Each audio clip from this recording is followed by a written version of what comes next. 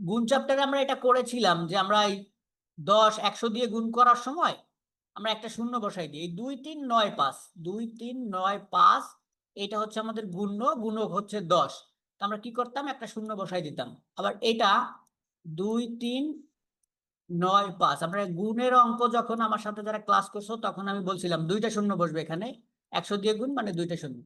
এখন মূল বিষয়টা হচ্ছে, তাহলে আমার এই অঙ্কটা করতে লাগবে 1 সেকেন্ড, 2 সেকেন্ড, ম্যাক্সিমাম 2 সেকেন্ড। কেন? কারণ আমি জানি, একটু আগে একটা রুলস বলে আসছি, গুণের ক্ষেত্রে দশমিক আছে বললে তোমার প্রথমে মনে করার কোনো দরকার নাই। গুণের ক্ষেত্রে, দশমিকের গুণের ক্ষেত্রে দশমিক আছে বললে তোমার মনে করার কোনো দরকার নাই। তুমি পরে কাউন্ট করবে যে আমার এই গুণ্য অথবা গুণকে যে কয়টা দশমিকের সামনের সংখ্যা আছে সেই কয়টা পরে আমি দশমিক দিয়ে দেবো, অঙ্ক হয়ে যাবে। এখানে খেয়াল করো, আমার তিনটা ছিল, 1 2 3, 1 2 3, তিনটার পরে দশমিক। এখানে কটা ছিল? 1 2 3, 1 2 3, তিনটার পরে দশমিক, অঙ্ক হয়ে যাবে।